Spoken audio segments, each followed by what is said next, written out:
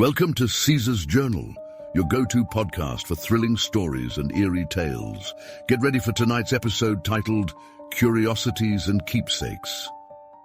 It was the kind of summer in La Plata, Maryland, where the heat stuck to your skin like a second layer and the air hummed with a relentless drone of cicadas. That summer, Gary and I found ourselves working at an antique shop called Curiosities and Keepsakes, tucked between a diner that always smelled faintly of bacon and a bookstore that seemed as ancient as the texts it housed. Mr. Penrose, the shop's owner, was as much an artifact as the items he sold, his age as mysterious as the origins of his collection. On our first day, he entrusted us with a task that seemed simple enough: to organize the back room. "Who knows what treasures you'll uncover," he had said, his eyes gleaming with a mix of mischief and excitement. The back room was a different world altogether, crowded with relics from the past, each covered in layers of dust and neglect. It was here, amidst the chaos, that I stumbled upon a peculiar book. Its leather cover was etched with symbols that felt both alien and ominously familiar.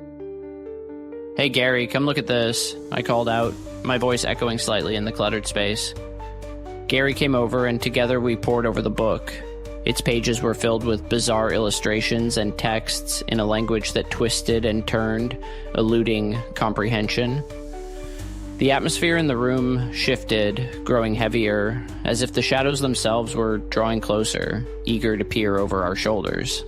Then, without warning, the book sprang to life, its pages flipping rapidly until they landed on one marked with a single chilling word: Necronomicon. "Gary, isn't that the book from those horror stories?" I whispered, a knot of fear tightening in my stomach. "Supposed to be just a story, right?" he whispered back, though I could hear the doubt in his voice. In a moment of bravado, or perhaps sheer stupidity, we attempted to read aloud the words on the page. Our laughter, tinged with nervousness, was abruptly cut off as the ground shook and a cold wind snuffed out the light, plunging us into darkness. The air filled with whispers, growing louder, more insistent. Shadows morphed into grotesque shapes, surrounding us, their malevolence palpable. Huddled together, Gary and I regretted our curiosity and our hubris. Remembering an old lighter I had pocketed earlier, I fumbled in the dark until I found it. The flame, small and flickering, held the darkness at bay, the shadows retreating as if afraid of the tiny light. Guided by the flame, we found our way back to the front of the shop, the Necronomicon clutched in my hand.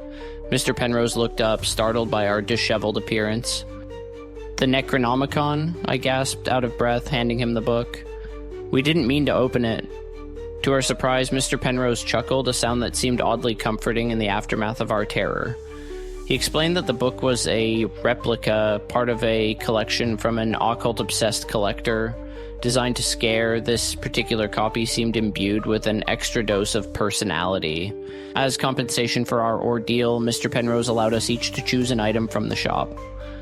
More than the physical token, however, that adventure bonded Gary and me in a way few experiences could. Leaving the shop that day, the sun setting in a fiery display, we couldn't help but laugh. The fear we'd felt was now a memory, a story to be shared and embellished over time.